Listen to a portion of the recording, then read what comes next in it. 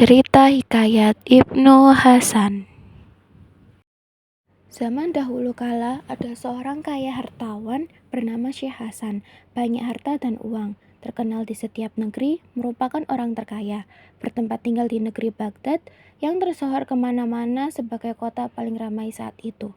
Syekh Hasan sangat bijaksana, mengasihi fakir dan miskin, menyayangi yang kekurangan, menasihati yang berpikiran sempit, mengingatkan orang yang bodoh, diajari ilmu yang baik walaupun harus mengeluarkan biaya berupa pakaian atau uang, karena itu banyak pengikutnya. Syekh Hasan, saudagar yang kaya raya, memiliki seorang anak laki-laki yang tampan, pendiam, dan baik budinya. Berusia sekitar 7 tahun, Ibnu Hasan namanya. Ibnu Hasan sedang lucu-lucunya. Semua orang senang melihatnya, apalagi orang tuanya. Namun demikian, anak itu tidak sombong, kalem, walaupun hidupnya dimanjakan, tidak kekurangan sandang. Namun, Ibnu Hasan tidak suka bersolek, karena itu kedua orang tuanya sangat menyayanginya. Ayahnya berpikir, alangkah salahnya aku menyayangi di luar batas tanpa pertimbangan.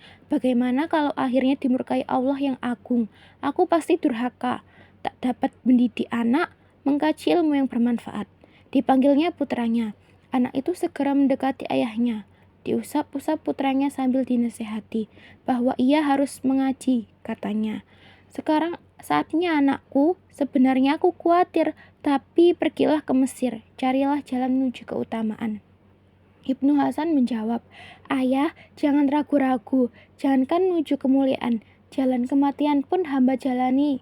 Semua kehendak orang tua akan hamba turuti, tidak akan kutolak. Siang malam hanya perintah ayah dan ibu yang hamba nanti. Singkat cerita, Ibnu Hasan yang akan berangkat ke pesantren berpisah dengan kedua orang tuanya. Hatinya sangat sedih, ibunya tidak tahan menangis. Harus berpisah dengan putranya yang masih kecil, belum cukup usia.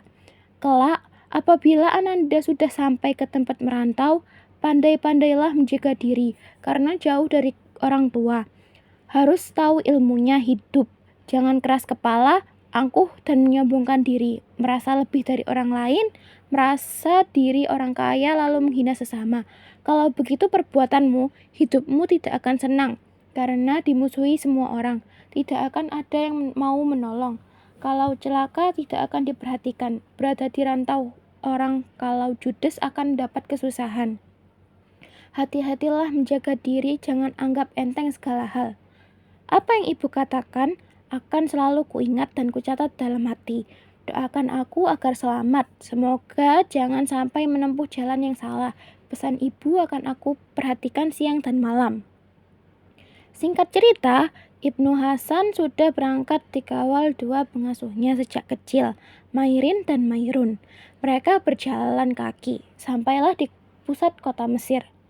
Pada suatu hari, usai tengah hari, Ibnu Hasan sedang berjalan dan bertemu dengan seorang bernama Soleh yang harus pulang dari sekolah.